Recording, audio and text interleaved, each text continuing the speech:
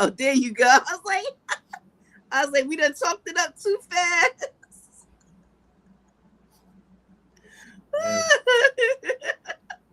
Live television for y'all out What? there. What? All right, so are we live? Are we ready? Yes, we are. Okay, thank you, everybody. Please forgive us technical difficulties. Happy Saturn Day. It is your sister Roo, MaWu Lisa Temple, beautiful upstate New York, Hudson Valley. I am so excited to be coming to you today with another episode of UnRead Book Review with Nick and Roo. As I said, I'm your sister Roo. That is my brother Nick, your brother Nick. Pretty Nicky, what we call him. This our last week to do it, so we doing it, y'all. But anyway, Nick, how's it going, my brother? How's the sunshine treating you? Oh, it's treating me great. I've been waiting a long time to get this sunshine. There go that popping sound again. Oh man, we got some static, y'all. Please forgive us. Yes, but we're gonna work through it as long as it's not too distracting. We can continue to work through it and yes, sir. Give you all a very nice build on these books that we have. But like I was saying, I'm really enjoying the sunshine. It seems that we've had someone mention to me that it seems like we're having a late spring. So I can that makes sense. That makes sense. But hopefully, willfully, spring is fully sprung and summer will start on time because we're getting pretty close to it. As a matter of fact, the astrological start of summer will be next week, I believe. Yes. Yeah. Next weekend or the beginning of the following week. But we were in the unofficial start of summer, but the official astronomical start of summer is around June 21st, 22nd, depending on the year. But yes, I'm loving the sunshine. I'm loving the heat. I have no complaints. There's some people out there talking about how hot it is, especially when we were outside last Friday for senior day. We were having our little picnic field day thing going on. And I was loving it. I'm like, yeah, I need to catch up on my vitamin D because I've been indoors for so long between work and doing these podcasts and programs. I'm definitely looking forward to getting back outside. So I also got to give a shout out to Culture Social, the hiking is healing experience from a couple of weeks ago. Helped me get caught up on some vitamin D. Nice warm day a few weeks ago. So yeah, I'm feeling great. It's the end of the school year in New Jersey, up north. I'm getting into the last full week of school, and then a couple of days after that, and then my summer will be officially starting. So I'm glad that things are. We still have a couple of big events coming up, but for the most part, things are starting to slow down. It's been a very busy and tiring month of May and first couple of weeks of June, but I'm looking forward to the second half of June slowing down and catching up on some rest and allowing the body and the mind to recover and heal a little bit. Yep. So that's how I'm doing. How you doing, Mama Roo? Well, I am, you know what? Well, thank you for asking. I am doing, fantastic and amazing. I'm not even going to talk about no complaints because, again, the sun is shining and it's so beautiful outside. And for those people that's talking about how warm it is, come on up here during winter in upstate New York. You won't say that. You'll enjoy every little bit of heat you can get. Now, I will admit, it gets a little muggy, but it's all right, though. It's all right. As for the month of May, yes, it was absolutely mayhem. It was so much going on, but everything was so wonderful. So many wonderful offerings, opportunities to meet people and share. So I just loved it. And for all y'all that don't know, When Nick says his summer's about to begin, please know that he is about to rip through like 40 books, and I'm just gonna have to try to keep up because he be going crazy when nobody watching. Just so y'all know. Just so y'all know. Maybe. He be going a little nuts, so I'm gonna have to keep my stamina up. But like I said, no complaints. Everyone is well. I'm well. I'm happy to be here. Happy to be sharing some books. I'm excited about today, especially today is a special day. So I'm feeling amazing, and I can't wait to get started. Hey, sound like when I was born. Shout out to Knowledge Born Allah, always in the building, always showing love. Thank you so much, my brother. We appreciate you. Yes, yes, indeed. And Knowledge Born, just in case you didn't get the memo, I told Roo and I told Ursula that y'all got until 11:59 p.m. Sunday, tomorrow. Y'all got until 11:59 p.m. Eastern Standard Time on Sunday to wrap up this pretty Nikki business. Listen, listen, y'all. He was in a fashion show. Let me just say, it was an amazing fashion show put on by the wonderful children of North Schools. It was fantastic. And Mr. Westbrooks, y'all, was doing his thing. He had him screaming when he came out, y'all. So just know we've been calling him Pretty Nikki. So he said our time is running out on that one, but maybe I'll sneak you a picture later. Who knows? Anyway. Yeah, and y'all can thank Knowledge Born Allah for that one too. Yes, absolutely. So Nick. Yeah. Episode 45. Yes. We have a 9. Yes, and we have a special. Yep, it's a 9. And today, well, what's today? Today is the 13th. So 4. So we got that. We got some power and dominion going on. We got some knowledge and understanding. We got some creativity going on for today. Creativity between the 1, 3, and the 9. And today is a special. I say it's a special edition because I believe this is the first time we done something like that, on or at the spur of the moment. Because normally we're either all surprise me or we're all read mine. Today it is a hybrid episode in which Roo knows what I'm bringing, but I don't know what Roo is bringing.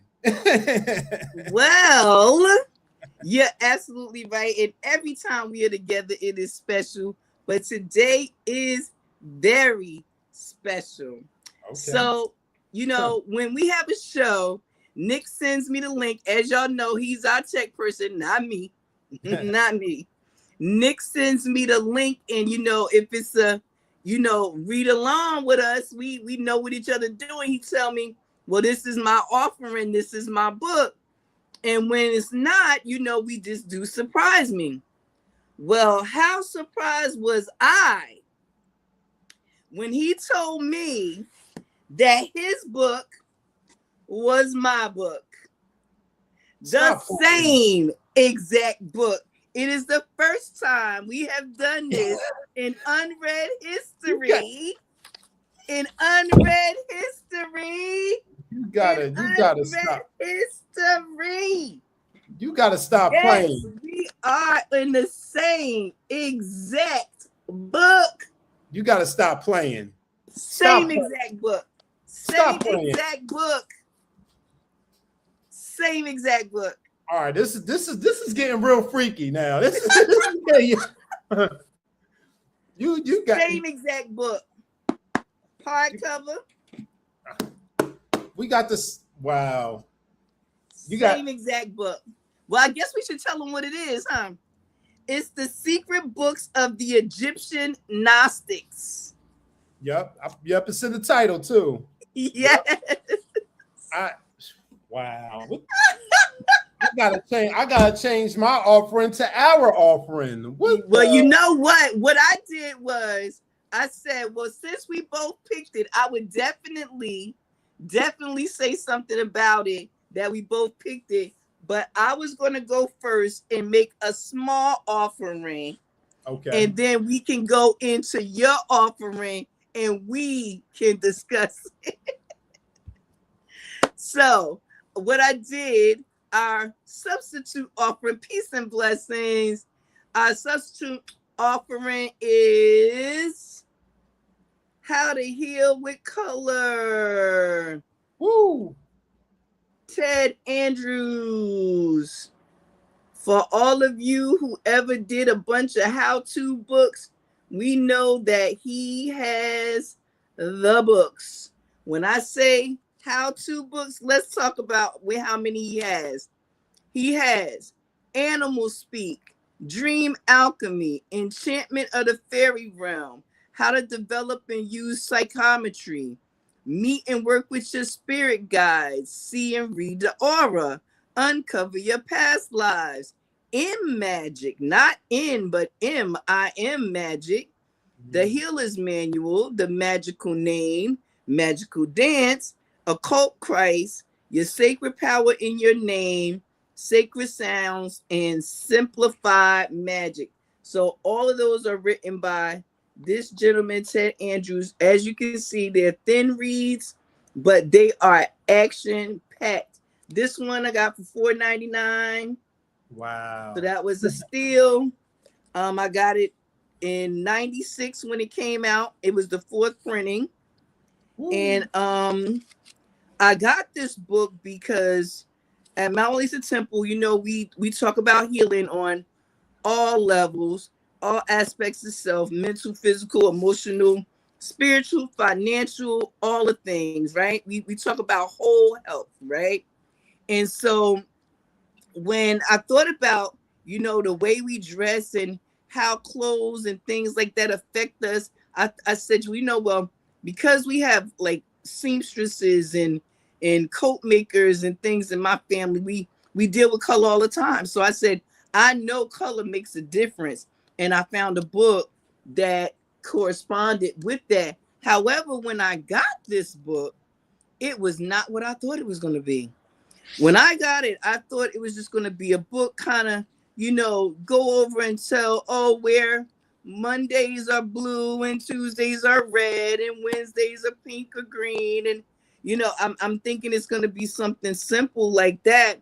However, he really goes into a lot of detail in this small book about healing with color in the way of working with your chakras and also creating your own personal medicine wheels and mandalas.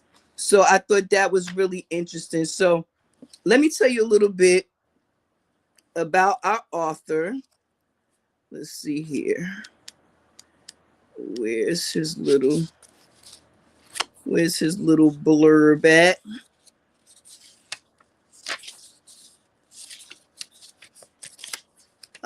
Tell me I don't have his little piece in here.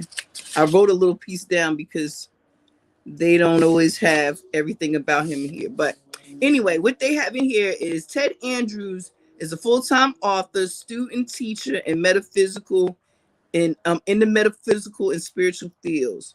He conducts seminars, symposiums, workshops, and ancient mysticism classes throughout the country. Ted works with past life analysis, auric interpretations, numerology, tarot, and the Kabbalah as methods of developing and enhancing inner potential. He is a clairvoyant and a certified spiritualist medium. Ted is also active in the healing field, and he is certified in basic hypnosis and acupressure and is involved in the study and the use of herbs. He's the contributing author to various metaphysical magazines with articles published on subjects such as occult Christianity, working with our angelic brethren, and metaphysical mirrors in our lives. And even in here, back in the day, you used to be able to write to the author. I used to do that a lot. I don't know how many people done that, but I used to write to the authors a lot. especially if the things really touch me. So, table of contents here. Like I said, this book was a lot more than I thought it was going to be. And so it takes us in gently and talks about the world of light and color. And it begins then in chapter 2 to talk about colors and their actual effects, which is what I thought the majority of the book was going to be, but it wasn't. And then it talks about developing something called color sensitivity. And what I found is that that chapter is kind of a prerequisite to reading the auric fields, because remember, that's one of his other books. So when working with the auric fields, you see colors. For those who are gifted with that gift, they're able to see colors around people. So that's kind of where developing your color sensitivity comes in. Color therapy for the chakras. We know that all the chakras are assigned a color, and so it talks about working with them, lightening and blending and radiating these lights. Turning down the lights if we need to, etc. So toning the chakras. Determining your colors needed. I thought that was important because, again, we are always about preventive things here at MaWu Lisa Temple. We don't diagnose or recommend treatments outside of saying what we've tried for ourselves.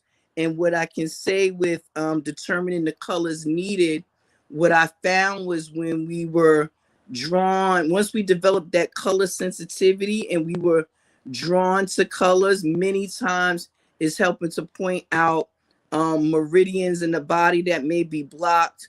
They talk about chakras here, but because of my studies in reflexology, we talk about the meridians.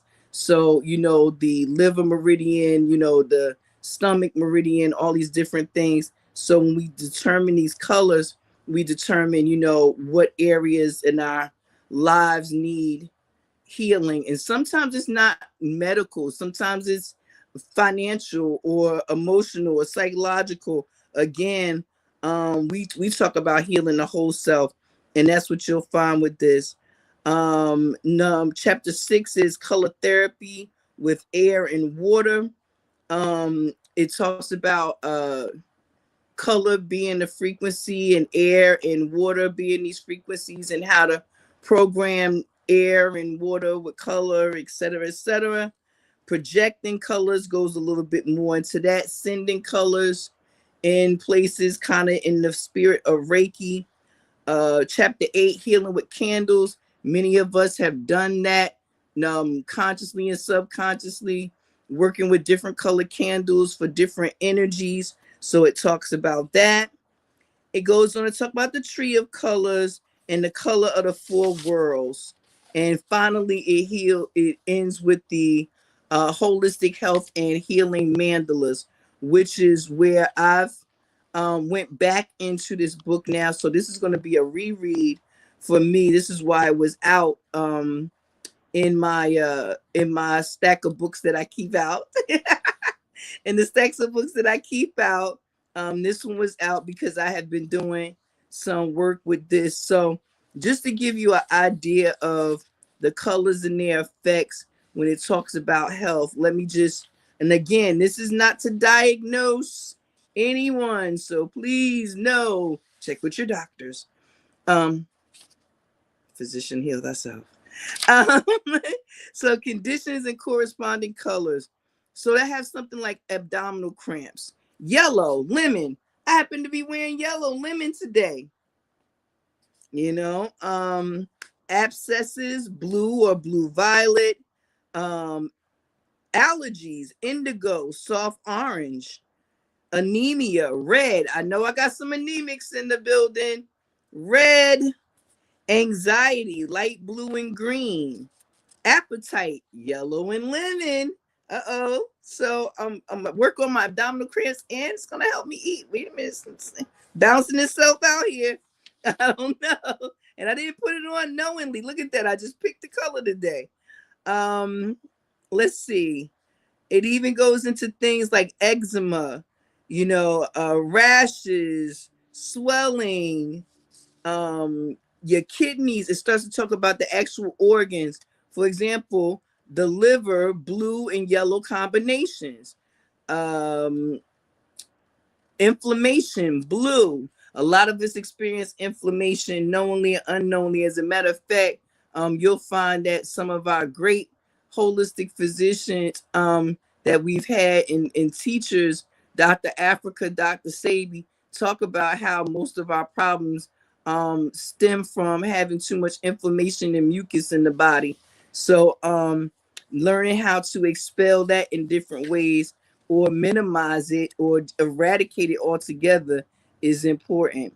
So again, this is a great little book. It talks about, it shows you, it gives you exercises for yourself, working for yourself and on others. But as we tell people, you know, you always work on self as the example, right? And that was healing a headache with color. And it says all energy follows thought. As we concentrate the mind on a particular color, that signal is sent to the energy which is being projected from the hands. The color upon which we focus determines the vibration of that projection, and we can use our hands to heal or alleviate conditions through simple touch. You know, I tell people, we actually did a talk one night on being oversexed and underloved and undertouched.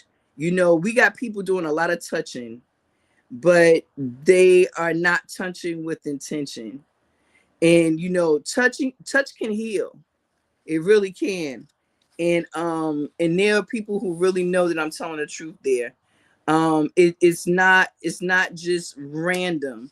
If you don't know what you're doing, yeah, it is. But you know, you could be doing damage too. And a lot of us has done damage to ourselves just letting any old body touch on us and touching on just any old body because it's an exchange of energy.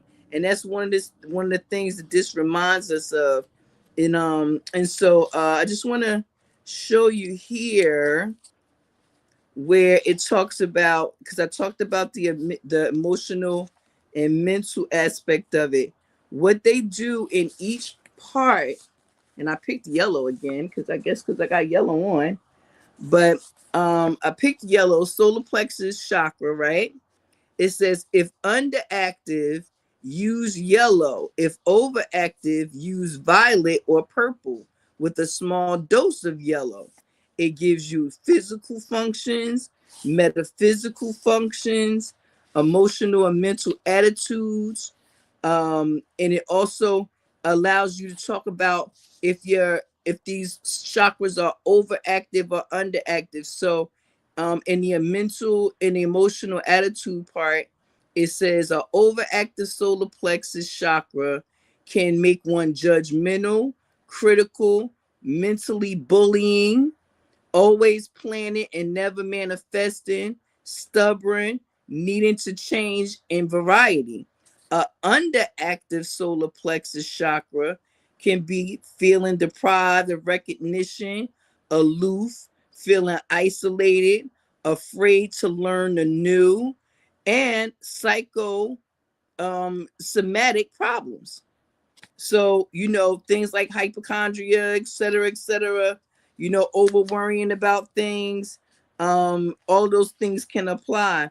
And it does that for each and every color for the chakras. And they limit it just to the colors of the chakra. And then they show you different areas of therapy in which to apply it and how to focus the colors and the light on each particular chakra. um it goes into like I said, this is a fully packed book, y'all. It's small, but it's fully packed. It talks about pendulum use in here.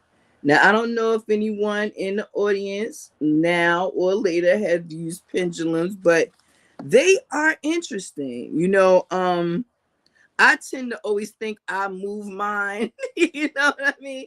I tend to always think I end up moving mine the way I want it to go. So I prefer to hold it and lay and well, just hang it and lay under it. But because when I hold it, I feel like I'm gonna I'm going to encourage it to go one way or the other. But it shows you how to do this. It gives you a step-by-step on how to use a pendulum. If you never have, they give you different ones to try. A common necklace or a cross on a chain, a ankh on a chain, quartz crystal pendulums, a simple ring on a string, a cork or a needle on thread. So those are different ways. And then it tells you, again, excuse my neighbors. It shows you the direction it's going on. If it's going clockwise or counterclockwise, they give you directions to tell you about that. And what I love about, after learning that basic, they teach you how to make a pendulum color guide. So basically, this is a strip with colors on it, right? It has all the colors from red to black. So red, red, orange, orange, yellow, blah, blah, blah, blah, blah, all the way down to black, right? And it teaches you how to use the pendulum to determine your colors. It's a lot of fun. And I mean, it's one of those things where you're going to practice. And again, sometimes you're going to think that you're doing it yourself, but there are ways to test your muscles and give feedback. And they even talk about the muscle testing in here and making sure that we are getting accurate readings when we're doing these things. So it shows you how to do muscle tests.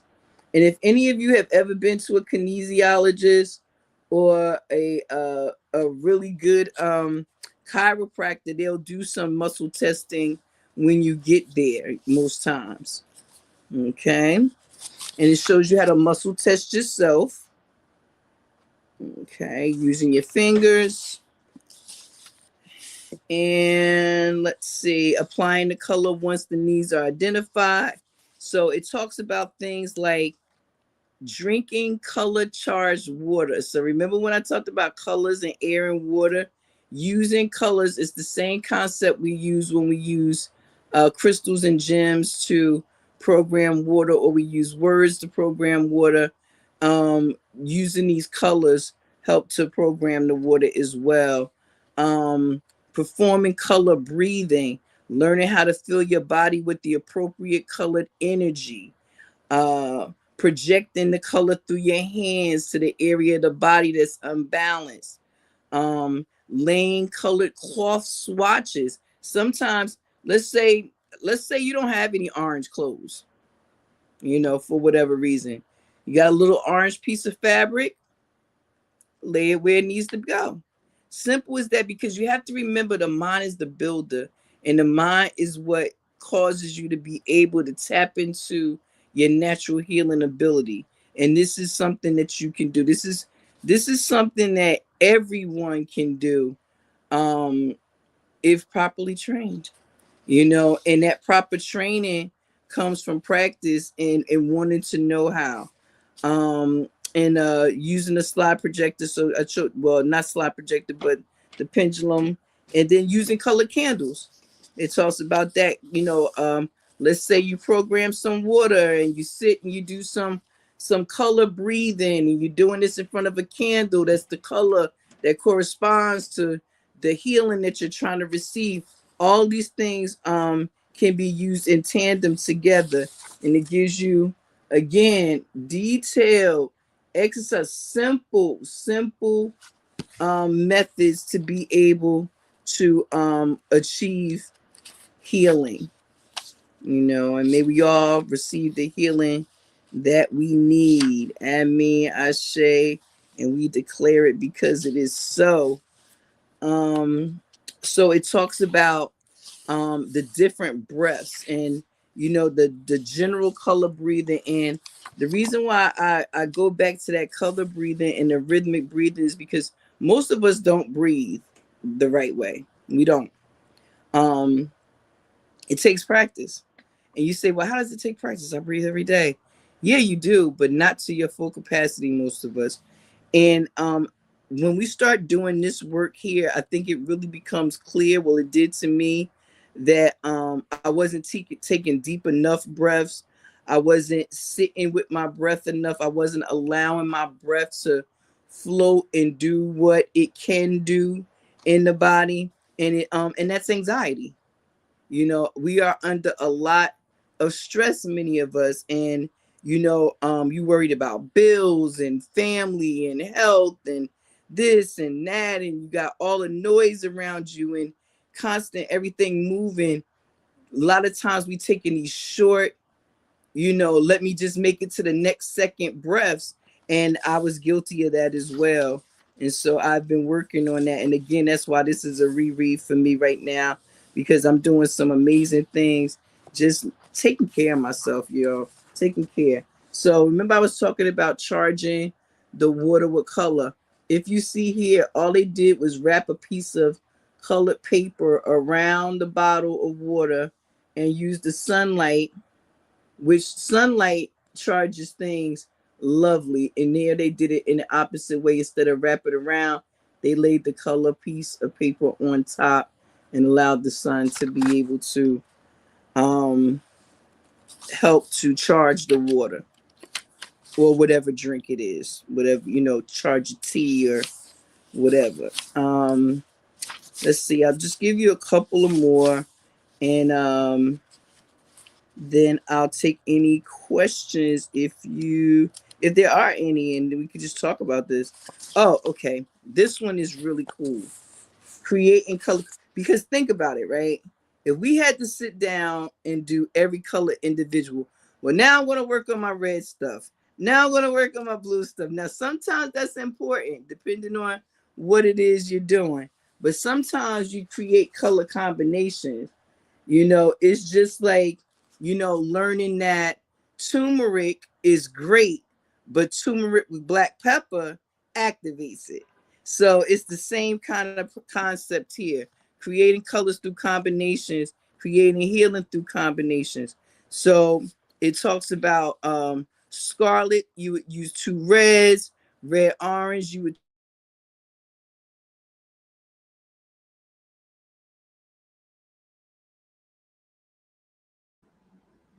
Uh-oh, what happened? Speaking of technical difficulties, now Roo done went black. You still there? Okay, I hear the mic going in on and off. She dropped out. Well, hopefully she'll be right back. But yeah, this has been an amazing offering so far from Ted Andrews, Healing with Color. And this reminds me of a book that I brought in one of our early episodes of UnRead. We don't have seasons, but I don't remember what the episode number it was. But back when, around maybe the first or second year that we started UnRead, I bought this book, Color Magic for Beginners. Oh, there she goes. Okay, she's back in the backstage. So let's see if we good now. We good? Got you back. That didn't Bobby Hemmett say that is when you're doing something right? When all the interruptions come and all the breakups come and the noise comes. So guess what? I feel great now, for real, for real. All right, but I was talking about creating these color combinations, y'all, and using them in tandem with each other, just like when you use certain herbs together to enhance it, or you use a herb and a crystal together to enhance it, etc., etc. So, I'll take that little cut out as an opportunity to just say here that there's something in here for everyone. It talks about long distance color healing. Again, in that same concept of Reiki and being able to send healing energy. I realize that a lot of people don't think that these things are quote unquote real, true, etc., etc. I think the one most high that it doesn't matter whether you believe it or not. It's gonna work, it's gonna work, it's not. So let's just be grateful that we have all these different ways to try to work on healing ourselves. I love this here, these candle layouts. If you've never done candle work at that level, I suggest a candle magic book. There's some great ones out there. I got a couple that I can recommend at some point. That's the layout I wanted to show you on the candles. Also, I wanted to say, for those of you who are into astrology, those of you who are into astrology, how can you not be in this realm, right? But it gives us astrological tradition of colors, part 1, and it gives you the one part 2. So part 1 is done by the planets, part 2 is done by the actual zodiac sign. So if we were just using the sun is the parts of the body ruled is vitality, circulatory system, and the heart. Your colors are your oranges and your golds, right? Your gold colors, right? So we're going to go over to Leo because Leo is control of the heart, right? So Leo, the heart, the back, and what does it say? Orange and gold. So you can learn to heal with color astrologically as well. Okay. And like I said, something for everybody. Kabbalah. If anyone has studied that, we know Nick did without telling nobody. but the Kabbalah is here, and we use that tree of life, and they use this with the healing angels. So what they have in each of these spots are the angels that rule over that area of the chart of the tree. So if you don't know your angels, get to know your angel. You know, and they aren't these little chubby little babies neither. So know that before you go in. Tapping our hidden levels. It talks about that in here. Okay, and like I said, this is a great little book, and I mean, it's one of those things where it's like I can't believe I paid $5 for it. That's really how I feel when I look at this book and I go back into it again and again. And this is the tree of life for all 4 worlds. And if you're not familiar with the 4 world concept and understanding, you would have to look a little bit more into that to be able to understand. But it gives you basic information about it. And it gives you the color scheme for the 4 worlds. And again, my part that I am really dealing with and digging into now, which is really funny, Nick, is I had the Egyptian Gnostic book out, and I had my Egyptian healing symbols that I've been working on. So see, all of that was working together. That's why all these books was out. You know, I keep my books in sections. But so working with healing mandalas and learning how to make your own. So that is my alternative offering for today. How to Heal with Color, Ted Andrews. Great little book. It is 200 pages exactly. No, let me see. Yeah, 200 pages exactly. Great little book by Llewellyn Publications. I'm sure you can find it online. I'm sure you could probably find it even in a PDF. This is an old one, so I mean, I'm sure it's out there and been shared. Again, I got this one when it came out in '96. So $4.99 then. I'm sure it's probably like 99 cents now somewhere. Or more. Who knows? But Ted Andrews, y'all. So, what you think, Nick? What you thinking of that offering? Yeah, it reminds me of the offering that I brought at the very beginning of UnRead when we one of our early episodes, and I brought this offering of color magic for beginners. But like you said, that book goes even deeper. Color Magic for Beginners, that's more of a general color magic book that covers all areas from the healing to what your favorite color says about you.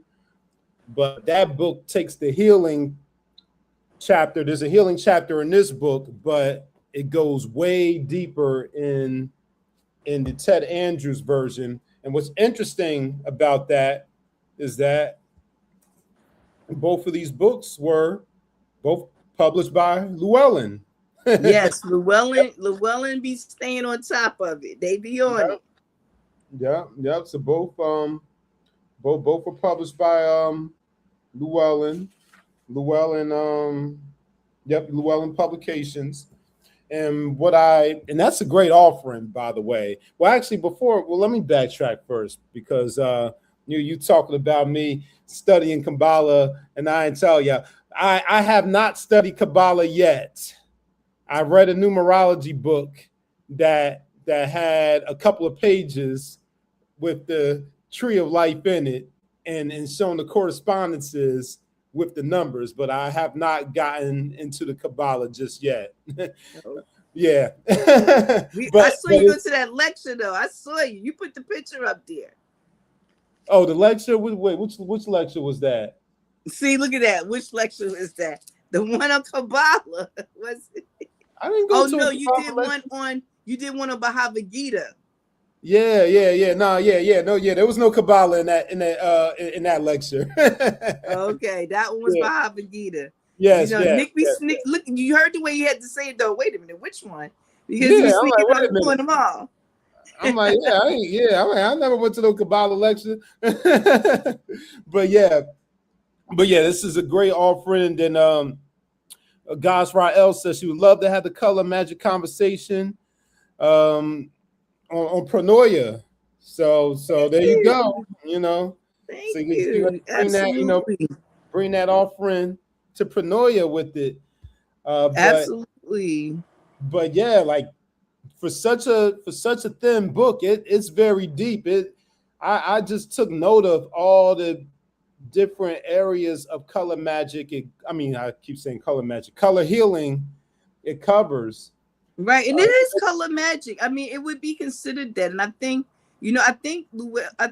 Ted Andrews, with some of his books, he kind of just put it out there that this is a magic book, and some it kind of was like the wording was a little obscure, you know what I mean? Yeah. But I think anybody that knows you reading his books, you coming in looking to learn something in the occult science. Yes, yeah. Well, I corrected myself because I didn't want to confuse your offering with mine. Mine is actually called color magic, and yours is called healing with the color. So I didn't want to confuse the audience with the titles. Yeah, how to heal with color. Yeah. Yeah. So, but yeah, you mentioned the mandalas, the pendulums, the water charging, candles, astrology, just to name a few. So it goes very in depth. And then I also appreciated that he has diagrams in there in the images. So that goes to show you that while this is a magic book and it is a metaphysical book, there's still some science to it. So those two concepts are not separate. It's a metaphysical science book. Absolutely. Healing, Absolutely. So, yeah. So that's great. That's great. And that's one that I'll need to add to my list. Add to your list. Yes.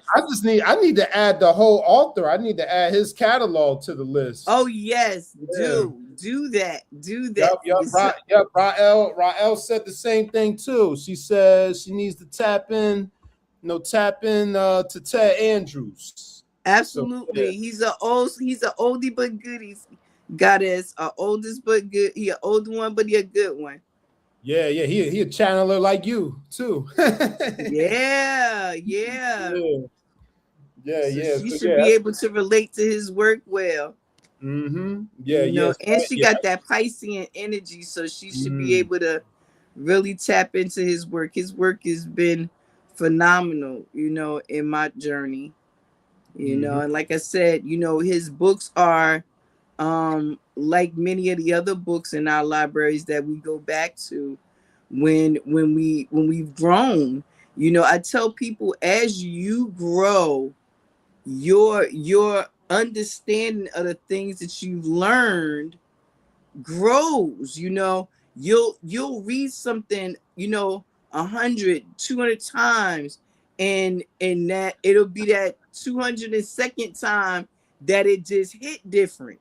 You know, I just recently had a situation where I was reading a surah from the Quran, and it just it was, I was just like, I don't know if I get this. Let me revisit this. Let me call a friend, you know. So of course we called Knowledge Born Allah. Yeah. Yeah, yes, sir. Can we get some tafsir on this particular ayat right here? You know, and so you can't be one of these people be like, oh well, I read that book. Yeah. I read that book. No, you grow, it grows. That's the way it should be. You know, you shouldn't see things the same with the same. Your eyes are not the same. Your eyes are not the same as they were yesterday, let alone 10 years from now. And I got this book in 96. I can't even tell you how many times I done went back to this book. And here we are in 26. You know, so it's you know, I never look at a book as I've read it too many times, or oh, I've seen that one before, oh, I've heard that topic before. You got to keep going in. You got to keep going deeper. You know what I'm saying? It's so much about yourself that you just do not know. Because it's been there, but you didn't know it was there. You didn't even know how to access it. And things like this begin to help you. The more you heal, the better receptor your body is. You know, as a channeler, I know God Israel can tell you this. The deeper you go and you clean out all that stuff, you are able to receive tons of information from the stream of it's constantly going. So yes, what am I missing there, Nick? You know I can't see. What is it saying? Oh yeah, so my girl Jazzy Norris says sometimes you can even relate to different aspects, characters, or chapters at different points in your life. Ooh, yes, that's a word. That's a word. That's a word. If we had a bomb, she could get one. Cause for sure. You know, I love anime. I raised my children, and homeschooling my children. I use anime. And one of the reasons why is because you can relate to the stories. They always have a theme, an arc, you know, a hero, an anti-hero, you know, the protagonist, the you know, you got all the things. And it's like when you start to really be able to see yourself outside of this self that you've been told and programmed and conditioned to be, you really get to experience some things. You know, I remember one of my friends, he loves looking at houses. Like that's his thing. He loves looking at houses, like just all kind of houses, right? And he was like, you should look at some houses. And I was like, you know, I'm not really in a. He said, look at some houses. So I'm looking at these houses, and so we sending the pictures to each other, right? And he said, why are your houses so cheap? I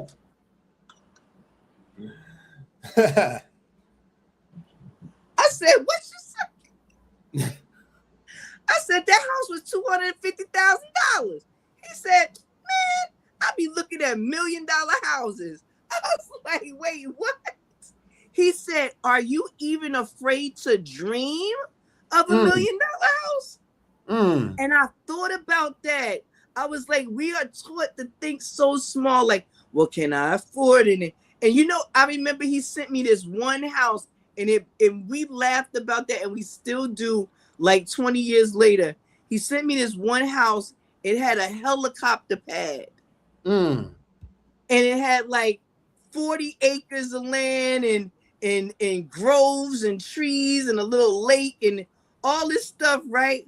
And I said, man, the maintenance on that must be so expensive. He said, oh my God.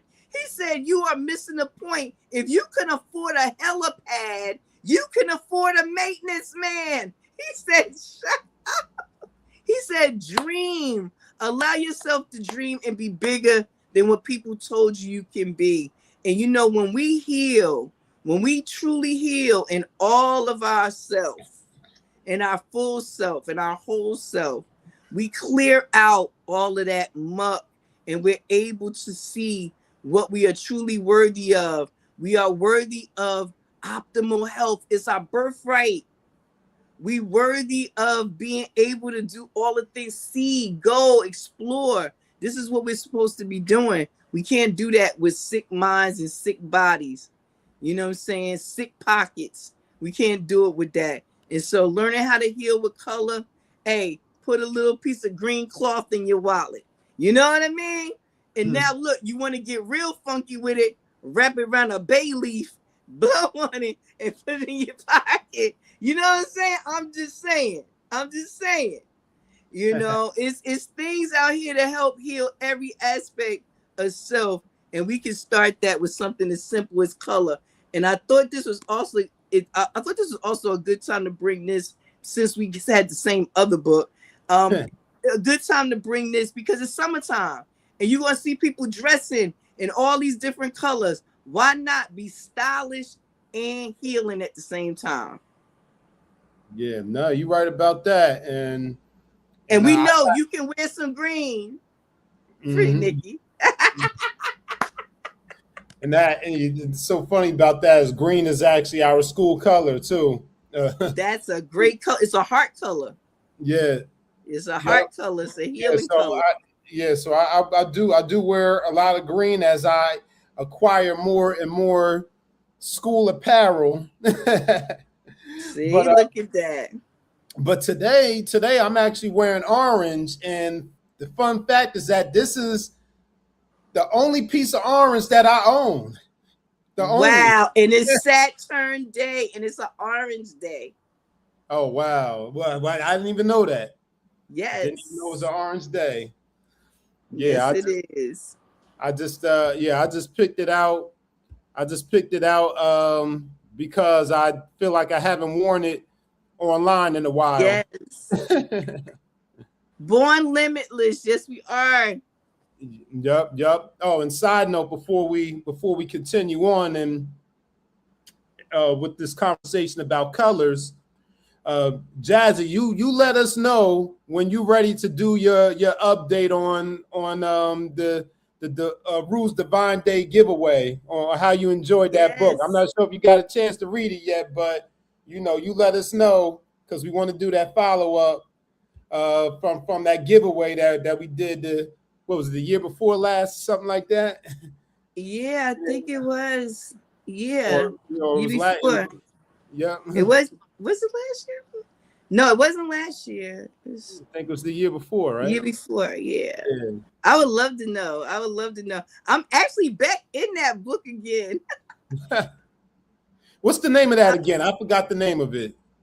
It is Divine Soul, Mind, Body Healing and Transmission System. Yup, and that book is green also. Yes, it is. It's green. Yup, and Rael's favorite colors are purple. Well, we already know about purple. We know about that purple. Yes, yes. The green also. Purple. The green purple also. And green. Those are beautiful colors. Green has always been one of my favorite colors. Yep. Oh, and Jazzy said you're on a mental health break from work, so the perfect time to revisit it. Yeah, get into it. Yep. And she says, yes, it is. Yep. You know what? I tell you, you can never work on yourself enough. I know that the world makes it seem like, taking any moment for yourself is selfish, but you have to be selfish but kind. You have to be kind to yourself. You cannot do for everybody else if you broke down on the side of the road. Period. That's a fact. But that is what I got with how to heal with color, balance your chakras, rejuvenate your health, open your psychic centers, and learn colors for common ailments. Ted Andrews, y'all. Yep. Great author. Yep. You know, if you read any of his books, if you read any of his books, please share, now and in the future. If you read any of his books, come back to this video and let us know how you enjoyed it, or you can always get at us in our DMs and tell us how you liked the read. So it's not hot. It's not hot, Nick. It's not hot. It's not hot. It is hot. But we it like is it like hot, but this. it's not hot. See, look at you, ready to get outside. You ready to go outside? I know it. Yeah, you know, yep, you know it. There it go. How to heal with color. There we go. Yeah. So look, the room's gonna be yours now, Nick. I'm about to. I'm finished. So I'm rushing. Okay. Well, actually, I'm ready for this. Yeah, well, actually, it's going to be ours because you brought that book too, and oh no, I just did all the talking, buddy. Oh no, you don't. Yeah, well, I'll start it off, and then you'll pick back up with it because that message that you shared about revisiting books and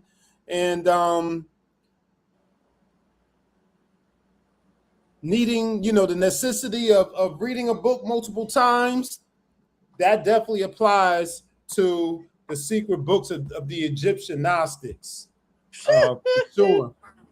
Because when I read this book about a decade ago, if you ask me what I got from it, I couldn't tell. I probably couldn't tell you. I mean, I can't tell you now what I got from this book when I read it. Maybe about a decade or less ago, but it's been a long time since I read it. But what precipitated my renewed interest in picking it back up and trying it again is all of the conversations and talk that we've been having about the Gnostic texts, from the YouTube videos I watch to our conversations with the goddess Rael, and going hard on season 6 of Paranoia, talking about the Gnostics and talking about Sophia and all of that. That precipitated my interest in revisiting the secret books of the Egyptian Gnostics, an introduction to the recently discovered ancient manuscripts that rival the Dead Sea Scrolls in importance, by Jean Doresse, and it includes the Gospel according to Thomas. So this book, yes, if I remember correctly, I think I got this book from the street vendor. There's two gentlemen that they have long tables of books. I think they have like 2 long tables of books on Washington Square in front of one of the NYU libraries. So this is during the time 2014, 2015, when I was getting my teacher certification and a graduate degree from NYU. So these 2 gentlemen, they had these tables set up outside on in Washington Square, and I think I got this book from them, if I remember correctly. I bought a few books from them, and of course pennies on the dollar, of course, because they're I didn't buy it from a bookstore or Amazon or anything like that, but pennies on the dollar. I'm pretty sure I got this book from them, and I'll go ahead and read the description, then talk to you about the publication information and the author. So it says, was there a 5th gospel? And who were the Egyptian Gnostics? In a remote village in Egypt, Buried in an ancient cemetery, an amazing collection of sacred Gnostic texts were discovered in the 1940s after being concealed for 16 centuries. Among them was the Gospel according to Thomas, which aroused international publicity and alerted the world to the major importance of the find. And written by the only surviving witness of the events that led to the find, The Secret Books of the Egyptian Gnostics tells the full story of that discovery. It also is the first complete survey of the documents and their contents, and the first full-scale appraisal of their importance to the scholars in the world at large. The Secret Books of the Egyptian Gnostics tells the story of discovery and rescue of an astounding collection of the sacred texts found in an Egyptian village after being hidden for 16 centuries. It also explains the text in a historical and philosophical context and appraises their importance to scholars and to the world at large. Believed by many scholars to surpass the Dead Sea Scrolls in importance, these Gnostic texts throw new and startling light on the vanished world in which Christianity was born and bred. An early competitor of Christianity, the Gnostic creed embraced no formal belief structure other than that revealed to the initiate by direct personal knowledge, which is called gnosis of the divine. The Gnostic literature consisted of records of these mystical experiences, as well as prescriptions for inducing them. Hidden for nearly 2 millennia, these sacred teachings are as vital for our time as they were at the time of their writing. And a special feature of this book is the Gospel according to Thomas, with the full commentary that enables the general reader to decide what truth there is in the claim that it is a fifth gospel. And like I said, I've been studying, maybe not really in depth, but just watching a lot of videos on Gnosticism. One of my favorite channels right now for breaking down the Gnostic text, because he breaks down these very mystical texts in a very simplified way. Because when I was reading this, I didn't get it. But then again, a lot of this book does deal with the discovery itself. It does go into what the texts say, but it deals a lot with the discovery. Like you can see with the pictures in the beginning, it has a picture of where the texts were discovered. But Morgue Official is the name of that YouTube channel, and he breaks down the Gnostic text in a very simple yet entertaining and concise way. But Jean Doresse, the author, is a lucid and scholarly guide through the intricacies of the many Gnostic sects and the complex mythology with which they sought in an uncertain age to answer the perennial questions. So it's I'm glad that they mentioned the many Gnostic sects, because Gnosticism is an umbrella term to describe this early Christianity. But just like with Christianity, with all its denominations and philosophies, Gnosticism also has different schools of thought within that branch. So in different perspectives in which these texts are interpreted. But Jean is a student of the classics, Egyptology, and Greek papyrology. He worked from 1943 to 1945 in the Egyptian department of the Louvre, later transferring to the Centre National de la Recherche Scientifique.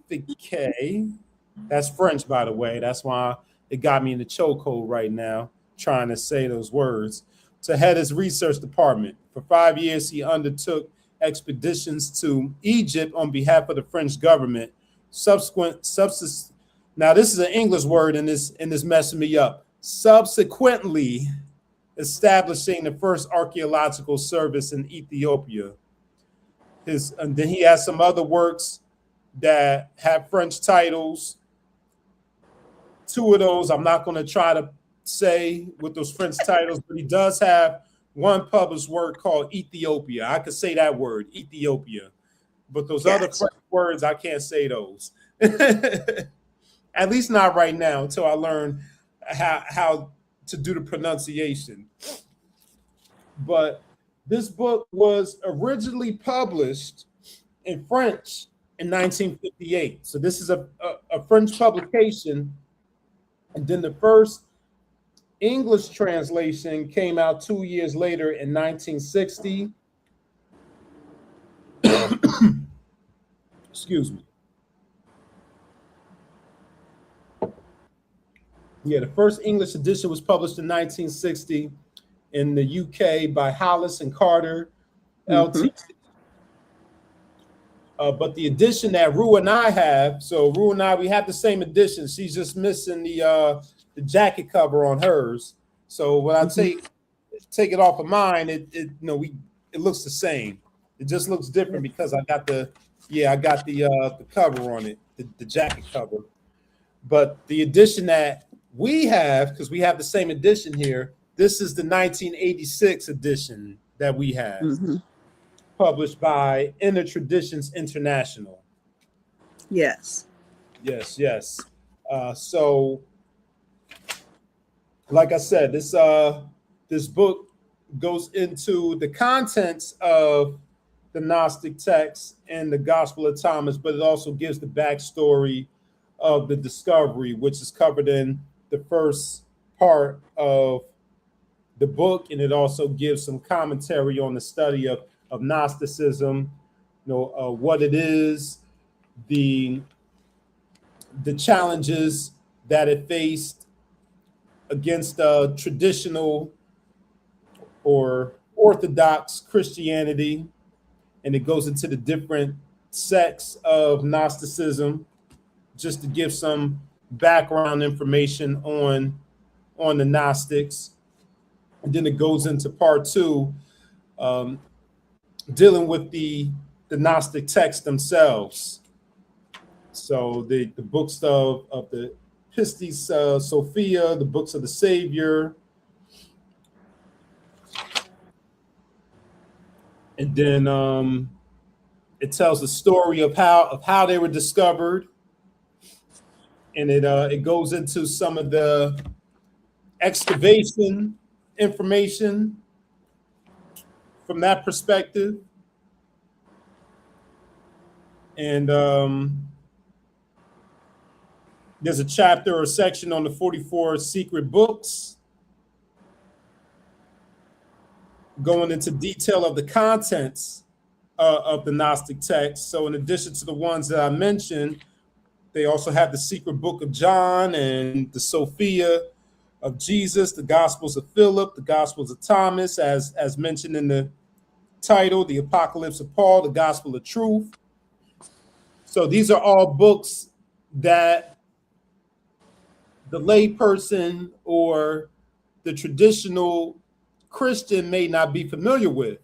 Like, okay, these aren't in the King James Version or the canonical, they call it the canon, the canonical Bible. So these are books that were not included in the canon for any number of reasons. The scholars will say that they were written after the canon, or there's also the conspiracy that they were deliberately left out because of the contents, and that the contents would be in contradiction or oppose the canonical texts and those gospels. So there's all sorts of theories and stories behind why the Gnostic texts are not included in the Bible, in the canonical Bible. Well, my Bible's over back there on the shelf. I didn't put it next to me here. But regardless of the reasons or what is the truth,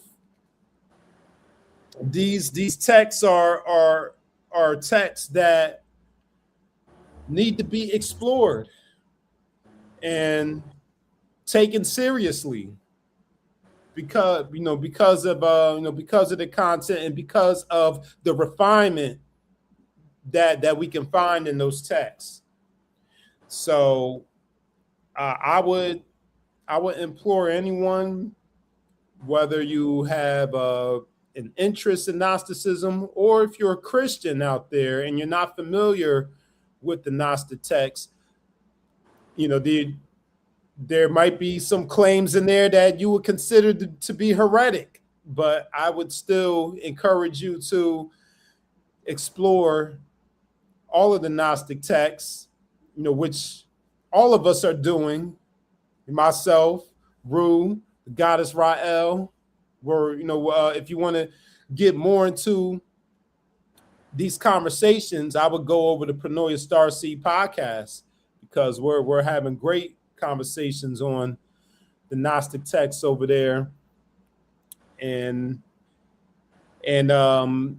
looking at how those texts kind of parallel and compare to the Gospels that are in the canon, the similarities and the differences and the interpretations and the fancy word that they use in the theological and the Bible schools.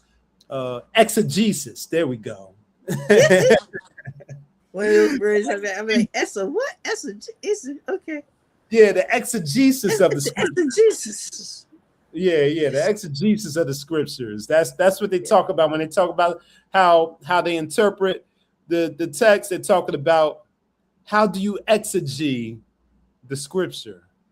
So yeah, that's the secret books of the Egyptian Gnostics. So, Roo, what has been your experience with this book? What is your backstory with coming across this text, and what has been your experience reading and studying this? Is this a reread for you, or what? Talk to me. Oh yeah, definitely a reread.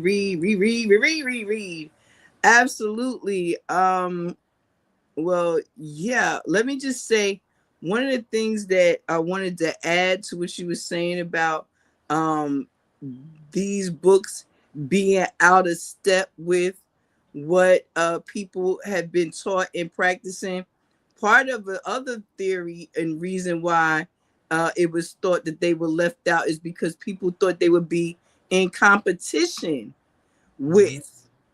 So they didn't want anything that was going to be in competition with what they were guiding the people towards, because we have to remember there's a very political arm to what we see in what's called Christianity, the church, and many of the other faiths as well. There's this underlying political power struggle that goes on by being able to lead the people by what they believe.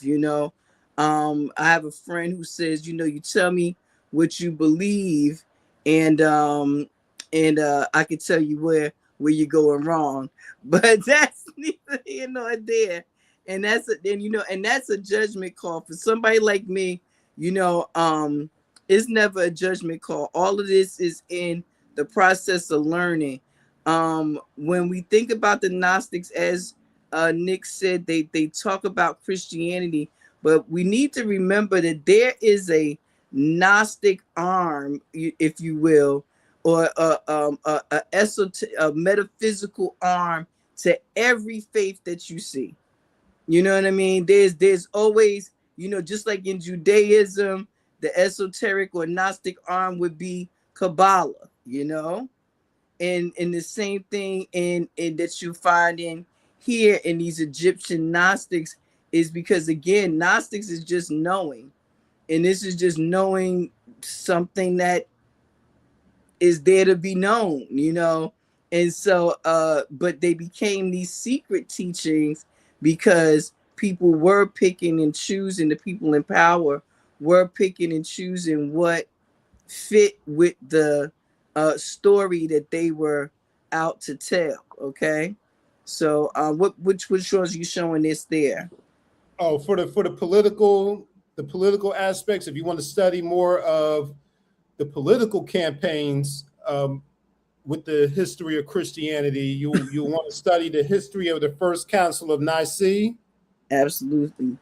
And then I also have the historical origin of Christianity by the elder Walter Williams here. So these books go into those ecumenical councils and the political side of it, and putting together the canon of what books would be included and what books would not be.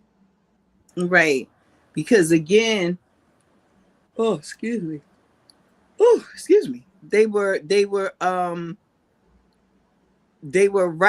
sharing and writing to direct the people in a way. So anything that was considered radical or out of step or in competition with what they were offering was going to be a problem. So it was just either dispelled as heretical, or it was just act like they never knew existed. Bury it away and put it away. And you asked about how I came across this book. Well,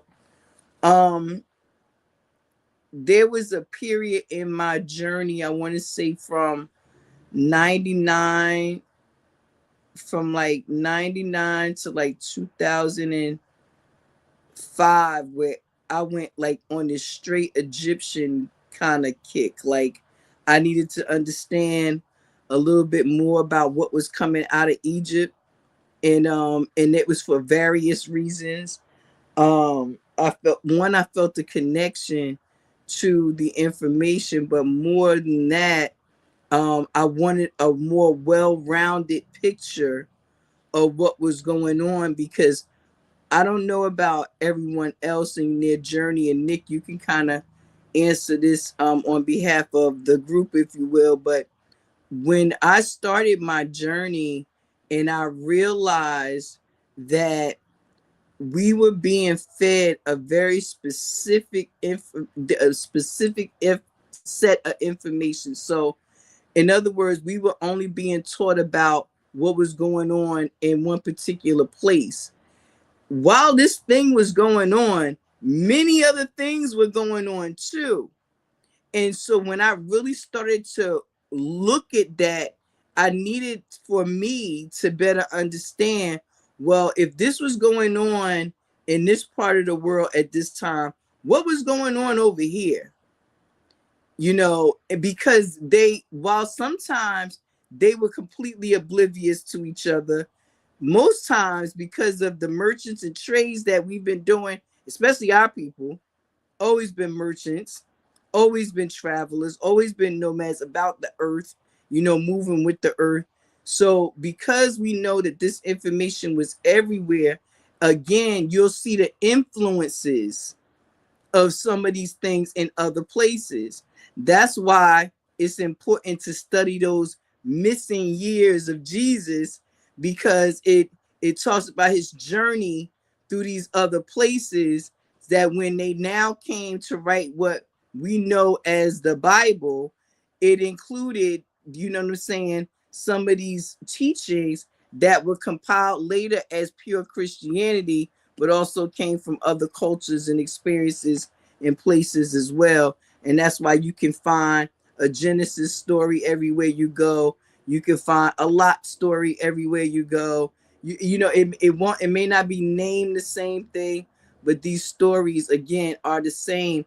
And that's why, for those who dispute whether we should be even still reading the Bible and the Quran and the Torah and all these other books, for those who dispute that, I say to them, whether there's an actual person connected to these stories or they're just that, stories, we can take this information and discern from it and learn from it and refine from it. You know what I mean? And take from it what'll help us to be better as individuals, and again in our overall goal of uplifting fallen humanity. So that's why this book was important to me, to be able to understand what other things were out there, because I needed a more well-rounded picture. And once I found the Gnostic Gospels, that was a wrap for me. I knew I found Elaine Pagels. That's her name, Pagels. Elaine Pagels book. The and yeah, it just made me wanna. It made me wanna look for more. And I came across this particular book, and it was during a time when I was looking for research to go study about the Black Madonna. I've talked about that before. I wanted to go do some research in the field on the Black Madonna, and it was there in France. And that's when I first heard of the Pistis of Sophia and Sophia Jesus. And so when I started to really understand that information, it made I just went from there, and it was a wrap. I was all in. And because I love history, different versions of it, obviously, because everybody got their own, right? I really went into looking at how these different offerings compared to what we had already been given. So I see Nick is off the screen, so I'm gonna go back here for a second and talk about the papyrus. Like, that was one of the things in here that got my attention.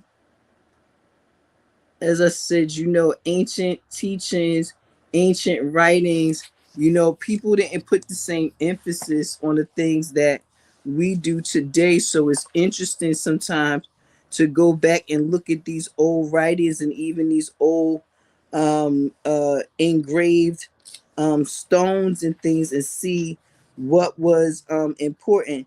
So for my sister, Goddess Rael, this is from the Pistis of Sophia, just so you can see that's in its original writing. And I can get Nick to maybe share a better picture of that when he comes up. But it is in the this a Coptic manuscript of the Pistis of Sophia. And I mean, we talked about that over on Pronoia just a bit, as we talked about Sophia Jesus.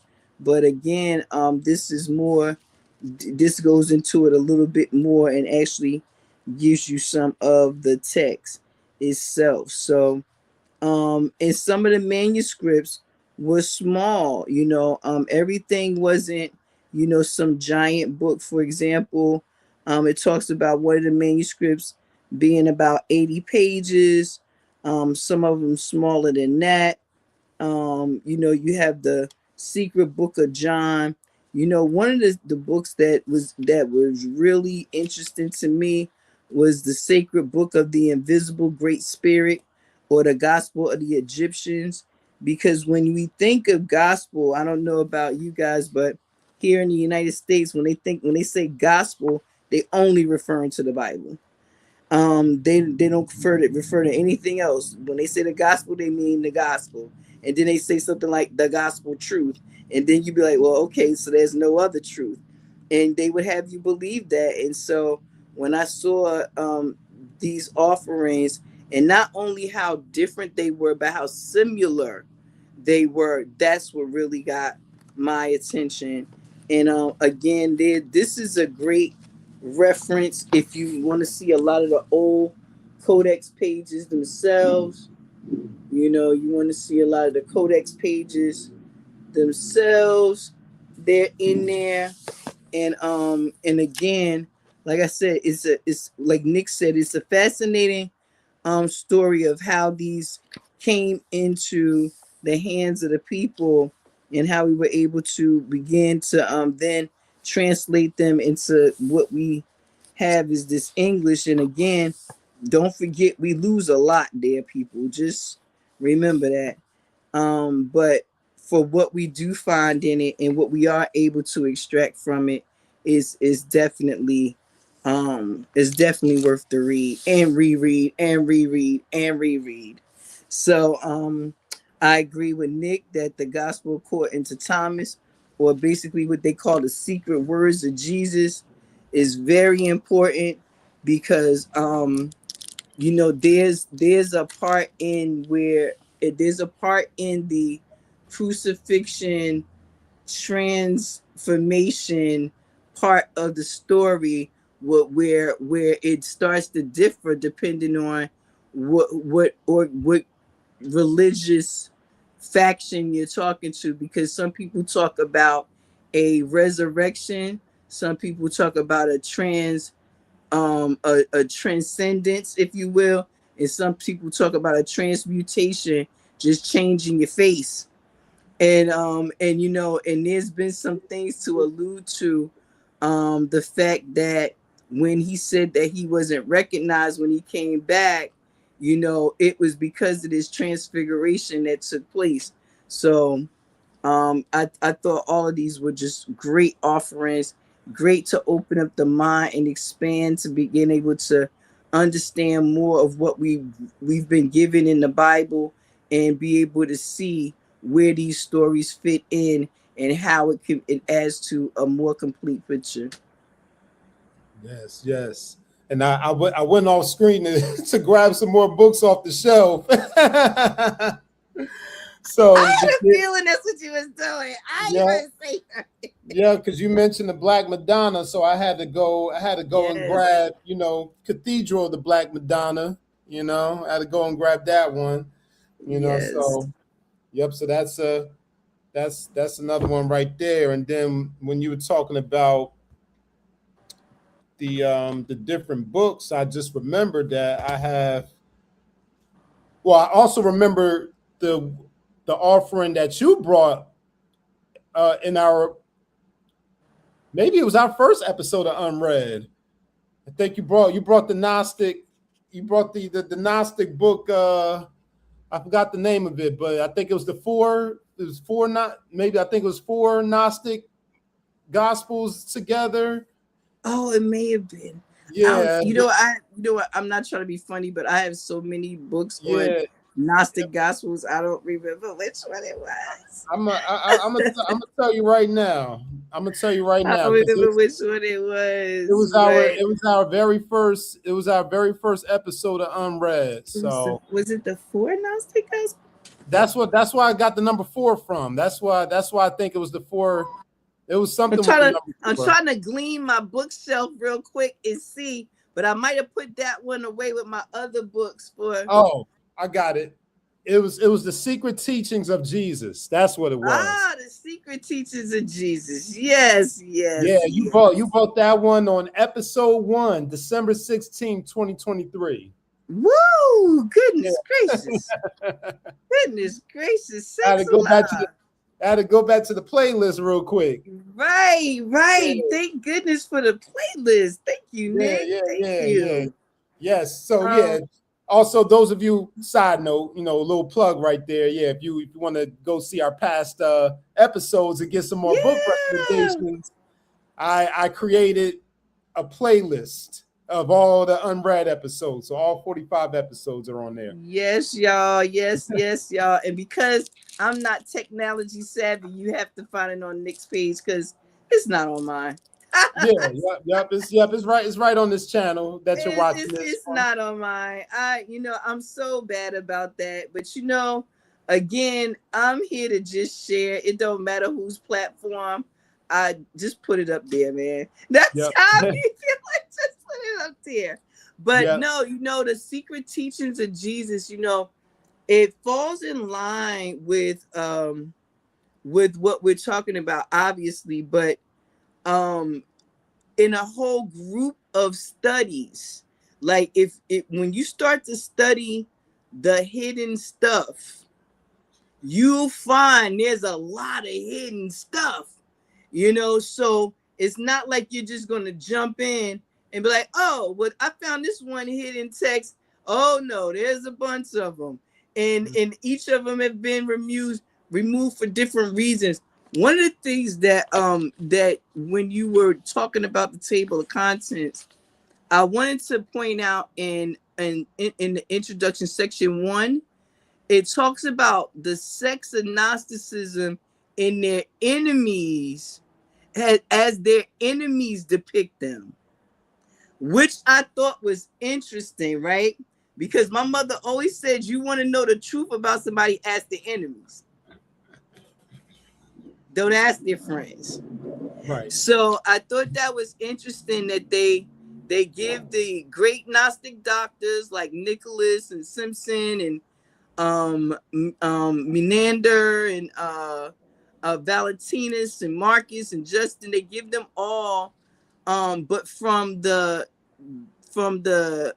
descriptions of their enemies. So I thought that was interesting. And and then they talked about the great sects, the ones that got known and became more popular. So they almost did like Christianity did in a way, and started to become more of a institution / religion versus open Gnosticism, because Gnosticism is not a religion, you Right. know. And so when somebody say I'm a Gnostic, that doesn't, that right there indicates institution, you know, because with Gnostic again just means knowing. Gnosis is knowing. Yes. So that was interesting, and I thought that was very that was important. And then if you turn the page, and I have some little writing in here, man. So I was on my 1-2 up in here. It talks about on page 61, it asks that we wish we had proofs as convincing as many of the accounts seem to be contradictory for the same sects and for the same teachers, and may appear in considerably different light according to whether we see them through the eyes of Irenaeus or Epiphanes, of the anonymous author Theodore Baraconi, or it says the true principal myths have been a number of well-marked features in common. And that's what I mean, is like they talk about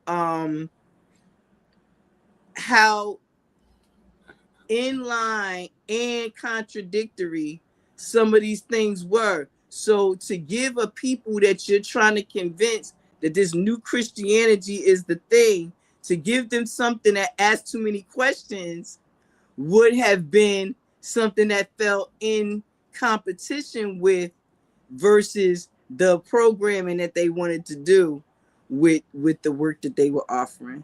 So I thought that was very interesting, because as long as you have questions, you can't say this is the do all, be all, say all, end all.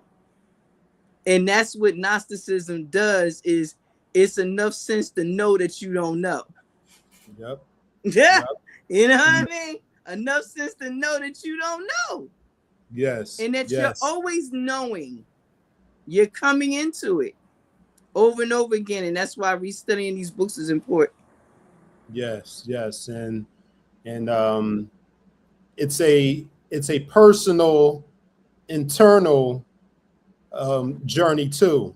So that's the difference. So while a religion comes with a set of doctrines and a set of rules, and you know that the collective has to follow, externally Gnosticism is more of a personal journey of knowledge, and also a personal journey of experience, like a mystical experience too. So to go back to Jazzy's question, is like, is this as an agnostic? No, these are two different words. So this is Gnostic. I should put the words on the screen. It's the spelling. So Gnostic. Yeah. So this is. Oh wait, no, that's not the. Thank you for asking that too, darling. Yeah, I want a banner, not a comment. Yeah. So Gnostic That's what we're talking about. Well, actually, let me put both of them up there together so you can see the comparison. So we got Gnostic versus agnostic. Put that So up maybe there. you should give her the differences then, Nick. Yeah. I just want to put the words on the screen so we can see the difference in the words. Yeah. So Right. So we're talking about the first word right there that starts with the G, Gnostic. Now agnostic, that's more so of the the belief that you don't have enough evidence for yourself to confirm whether you believe that there's a higher power or deity or not. So you got agnostic is more so compared to atheism, or I gotta remember my isms, deism or theism. I'll be forgetting all of these things, but you got you got your belief in a higher power or a deity or a god, whatever that one's called. I think that's a theist. And then you have atheism where you don't believe in any higher power at all. Then agnostic is like, I'm not sure if one exists or not. So that's agnostic. While Gnostic is like we said, it means it's a knowing, and it's a spiritual experience or journey that's comparable to Christianity, but it's different from traditional Christianity, but it still uses the I got to come up with my vocabulary words again. The archetype, the archetypes of like of Jesus and the disciples and the Gospels. So that's how I would explain it. The difference. Right. So I pulled that book off the shelf, and then I also, along with the political history of Christianity, I also pulled out the lost books of the Bible too. Now this book has the Gnostic text in it, but it also has the Old Testament text. So the last section, it has the Gnostic text in there. So I haven't gotten there yet. I'm still in the Old Testament. So I'm still reading the Jubilees, which was in a previous episode of UnRead also. Yeah, MaWu Lisa about the Jubilees. So I'm reading the Jubilees right now in the Old Testament, the lost scriptures of the Old Testament, but the lost scriptures of the New Testament. This has the Gospel of Philip, the Gospel of Mary Magdalene, the Apocryphon of John, the Gospel of Thomas, the Gospel of Judas, in Acts chapter 29. So I went and pulled this off the shelf too. Not you pulling out the big guns. That's all right. That's all right. Yeah. I can't access my library. I'll be done knocked over the camera trying to grab one. So I'm not going to try to be fancy and show no books off. Plus, I'm keeping my books like this. Yeah. And then I also have some that I don't have in reference to the lost years of Jesus. So the lost years of Jesus is referring to the Aquarian gospel of Jesus. So you can go to the Aquarian gospel. You can also go to the Circle 7 Quran, for Science Temple for the lost years of Jesus. And then you can also go to a book called The Path of the Masters for the lost years of Jesus too. Woo! Did he say The Path of the Masters? Yeah, that's by Julian. That's by Julian Johnson. So I got to give a shout out. That high science. Yeah, so I got to give a shout out to Jameer for that one. She put me up on the path of the masters by Julian Johnson. Shout out to Jameer. Yes. Yeah. Yes. Talk that high science. Yeah. You know, I wanted to point out something here in the 44 secret books. I'm on page 168. And this for the goddess Rael, right? So it says, whilst the influence of Eros over the daughters of Pronoia is developing, the plants, animals, and birds make their first appearance. A man is fashioned who is both male and female. This man, says our text, the Greeks call hermaphrodites. The Hebrews call his mother from Eve Zoe, Z-O-E, Zoe. Now, also created is the beast, that is the serpent, destined to mislead the creatures. The meaning of the beast is the instructor. He is wiser than all the other creatures.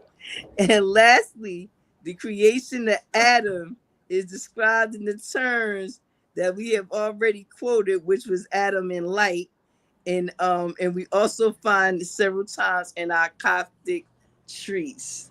So and it says we will pass. Listen to this though. We will pass over the formation of Eve, because once she's been created and associated with Adam, she approaches the tree, and the domination sees and defile her. Listen, I tell you, I told you when I first read this book, I didn't know what I had. I didn't know what I was reading or what I had, but now it's clicking, because I completely forgot that it had Pronoia in here. Goddess Rael. Yes. and we talked about Zoe. We talked about Zoe being the daughter of Sophia. Yeah. See, look at that. And so, you know, on 170, it talked about that exegesis upon the soul. Mm-hmm. And other proof. But again, this is a fantastic book. I mean, I couldn't recommend it more highly, only because I know that it's one of those ones, regardless of your level of study at this point, if you continue on your path, you will come back to it again. Trust me when I tell you. Mm-hmm. You can't get around it, because you're gonna be. Have you ever been watching a movie, Nick, mm-hmm. and you realize you must have missed something? So you go rewind it through the movie, looking for what did I miss? This is one of those books. This is a what did I miss moment. You're gonna be rewinding, and you're gonna end up taking a look at this. You know, and I wanted, if I could share one more thing. Oh, go ahead. If I could share one more thing. So, in the beginning of my journey, shout out to my big brothers, Manu, and all the crew up in Syracuse. Oh, look at that. That was bars. Hey, look at that. I might have a career that I ain't know about. Oh, no. Anyway, back in the day when we was doing our studies, we would go off and we would do these studies. We would take, like a week, and we would go in the woods and we would study, and we go up in the mountains. We go high up in the mountains. We always doing something, right? Mm-hmm. And I remember them telling us at nighttime we would tell stories. Keeping that tradition of telling stories alive. Again, shout out to Knowledge Born. And if y'all ain't got them book series, y'all better get that book series and stop playing with that brother. He worked hard on that, and it's a beauty. It's a keeper. But I remember my big brother telling us this story about Zodiacus. This goddess Zodiacus, and he's telling us this story or whatever like that. And then I remember him turning to us and him asking why, if woman was divine and so la la la la, as he said, why is she in the position she in now? And so, of course, you know, we had no idea because we were youngins. We young in the game, so you know, this is like 2000. No, it wasn't even 2000 yet. But anyway, we didn't know. We didn't know the answer. So we just all sitting there dumbfounded. And he said, because she fell in love with her own creation. I'm like, wait, what? So you saying God a woman? So mind you, none of this is really clicking in my mind. I remember when I got this book and I was reading. Page 316. It says, yeah. Oh, sorry, this just made me laugh. It says the soul turned at one time towards matter, matter. She fell in love with it and with burning desire to experience bodily pleasures and wished no more to be separated from it. Thus the world was born. Huh. You get that? He said, God fell in love with this matter. And it was like, oh, I want to feel that. I want to experience that. Fell in love with her whole creation, and thus the world was born.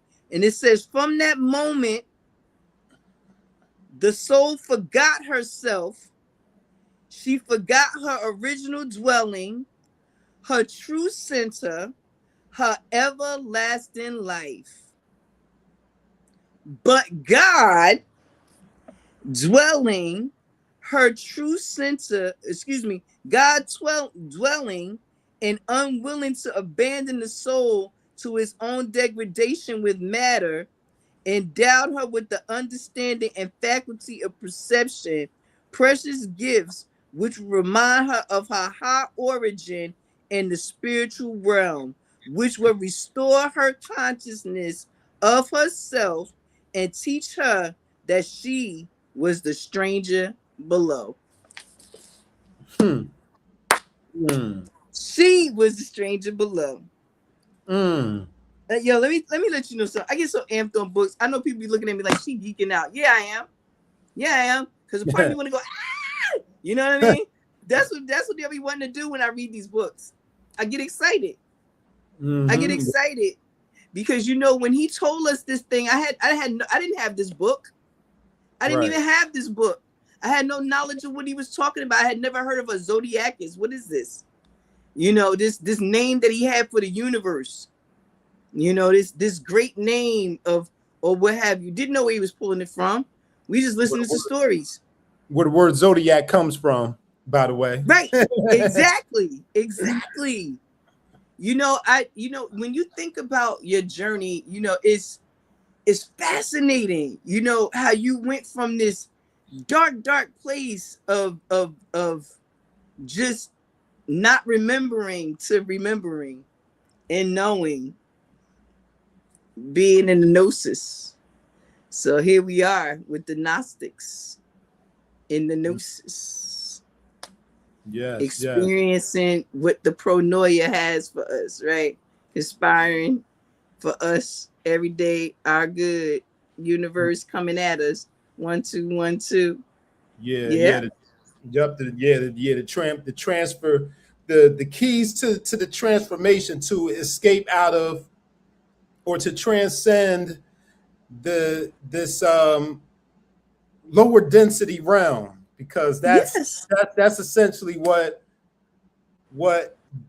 this path calls for. That's essentially what that's essentially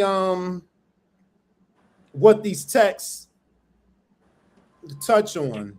You know, this world that the demiurge, the Yaldabaoth, you know, created, us transcended out of that, you know, and and escaping that and experiencing resurrection of the internal self and the soul and the spirit, rather than the physical body. You know, and what that means, and putting to rest. So this is where the refinement comes in, right?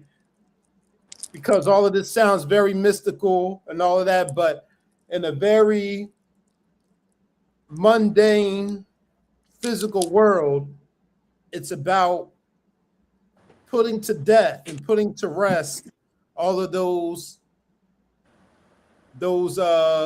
bad habits or those negative habits and ways of life, and those behaviors and those thought processes that keep us in our lower selves. That's willingly, yes, exactly. You know, that's the different part, is that we do it because we want to. Mm-hmm.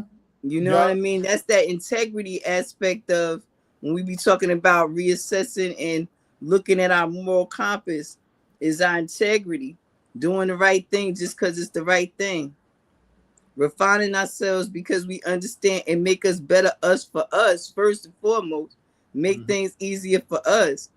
Now, what I will say is it don't make things easier is when you can't unsee what you see. And so I suggest anybody that's not really ready to see, don't go down this hole. But if you're really ready to see, you can't unsee it once you see it. And some of it is going to really break your heart. Yeah, and then you'll be responsible. And then you'll be responsible for what you saw and what you know now. Absolutely. And you're responsible for changing it in your own self if you see it's something that's not right and exact. You know, you can't change it in somebody else. You can only change it in you. Yeah, and there's a lot of motif and references. Whether you're reading the Gnostic text or whether you're reading the canon, there is a lot of reference to this motif of darkness and light. Darkness is ignorance. Light is the knowledge. That's the gnosis. So if you're in darkness, you're in ignorance. And resurrecting and refining oneself means to come out of ignorance into gnosis. Right. Also, I'm sorry, go ahead. I'm sorry. I was gonna say it's also what it means to clothe oneself. When Adam and Eve discovered that they were naked, they weren't talking about physical clothes. They were talking about they realized that they were ignorant. I was going to add themselves. And I was going to add, let's not forget that darkness resurfaces, because in darkness things are created as well.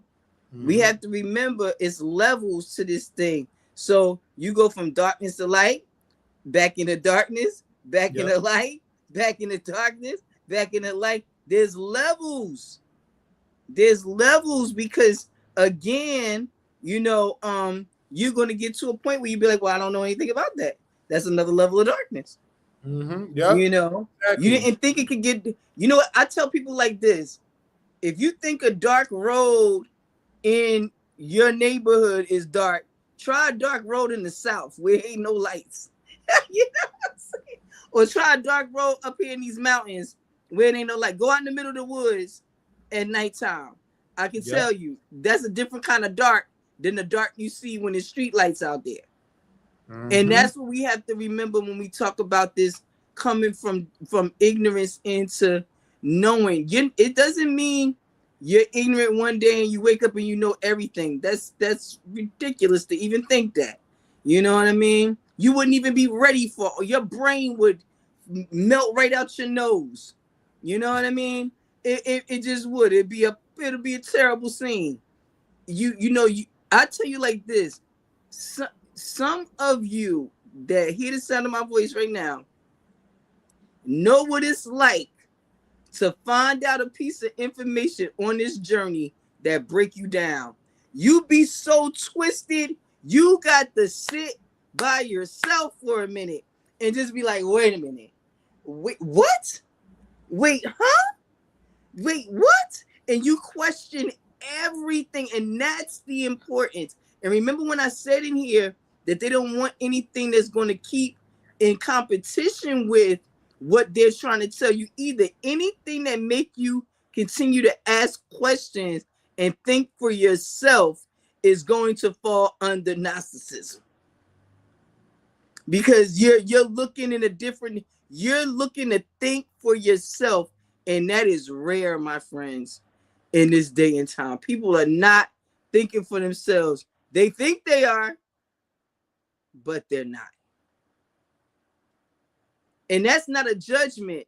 That's programming and conditioning. They don't even understand that they under. Forgive them, Father. They know not what they do. This is where this comes from. This is why we can't pass judgment. This is why we can't say, oh, so-and-so been studying this for 5 years. They should be here. No, that's not how they understand it. That's not their journey. That's not how they get in it.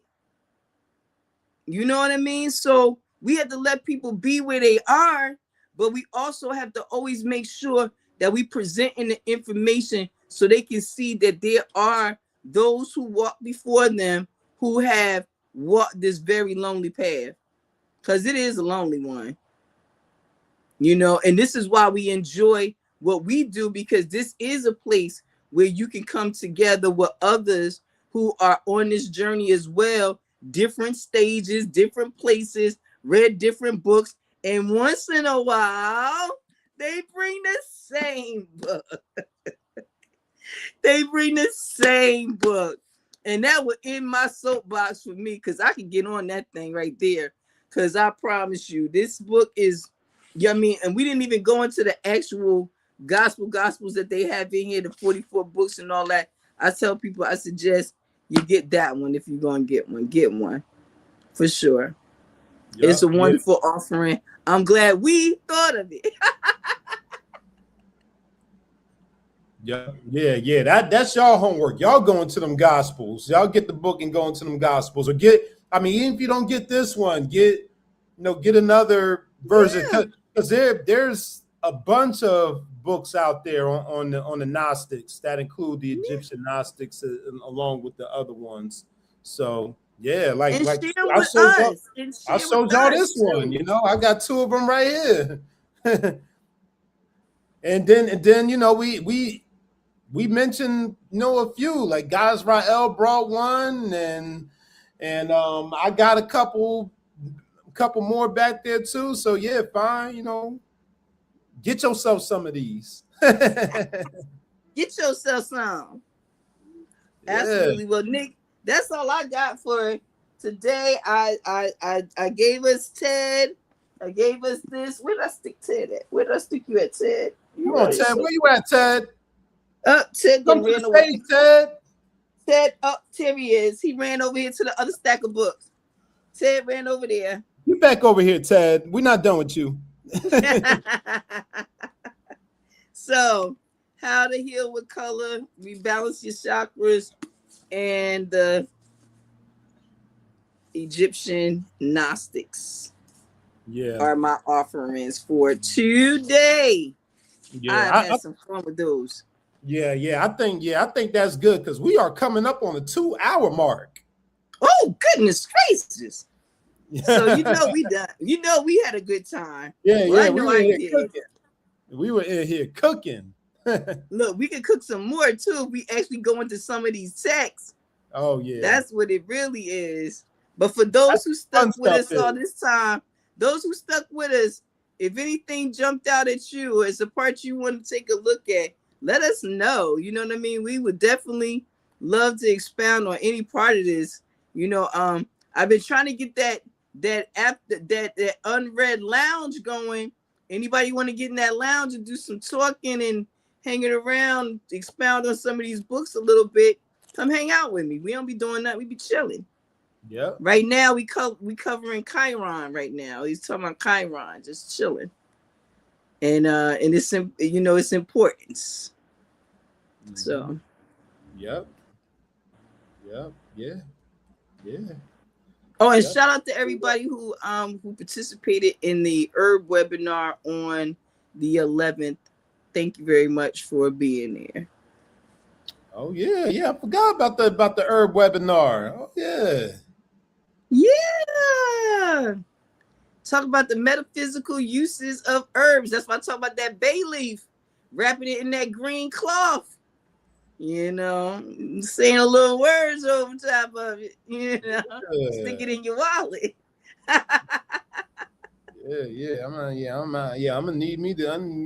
gonna need to do that. Absolutely. I look forward to it. But that's all I got for today, Nick. Yeah. So we'll be back on the last Saturday in June. This is June 27th for a surprise me. Ooh. I'm gonna have to. You know what? I'm gonna dig. I think I'm gonna dig deep into the crates, as they say. Dig deep in there and just yank something out for y'all. I don't know. Hey, you should. I mean, it's summertime, so go for it. You know what it is. Is sometimes I'd be like, I try to, and I said this before. I try not to bring too much of one genre to unread, because we read a lot of books, but they are just so interconnected. It's hard to bring one that's not really kind of related to the other in some way. So I think that's what we begin to understand as we really study all this stuff, is that it is all connected, every bit of it. I mean, your health books, your financial books, your books on how to fix your car, all of it is related, So I love it. As long as it's something to learn, I will have a good time on this mud ball. That's right. Me too. Yep. So, I mean, take us on out of here then, Nick. I mean, wait a minute. Do I get to say it one more time? Pretty Nicky, what they call him. Ow! If y'all didn't see none of the pictures from that fashion show, y'all need to go check him out, because the brother was clean as the what? He was clean as the Board of Health. Yes, he was. He was clean. Goddess Rael, back me up on that. Smart Video Girl, back me up on that. He was clean, boy. Yeah, clean walking down the lane. Yeah, Goddess Rael. She like, oh yeah, I'm making a reel, and she damn sure made that reel on and put it on her Instagram page. And she used salt and pepper. What a man. She did. I was like, well, go ahead, Rael. Do your thing, girl. Yeah. She said she was going to do it, and she did it. Which I had no doubt. I had no doubt about that. I'm like, oh yeah. If she said she's going to do it, she definitely going to do it. Well, it was beautiful. It was a beautiful show. And congratulations to those children. All the money they raised on behalf of their scholarships.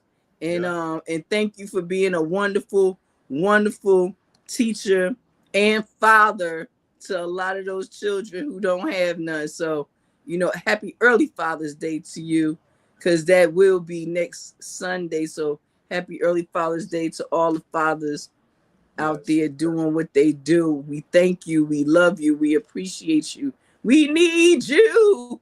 Please don't leave us. Come back to us. Because these children are, these children are something. So I thank you, everybody, for being here for Unread. I look forward to bringing you my Surprise Me book when we come back on the 27th. Nick, I am so glad that it was today's episode 45 of 9 that we brought for the very first time the same exact book. This is going to go down in the history ones for me. Yeah. I'm going to write my journal about this one. Yep. Very timely. Right on time, too. Yep. Absolutely. Yep. All right. Well, peace, everybody. We see y'all. See y'all next time. Peace, everybody.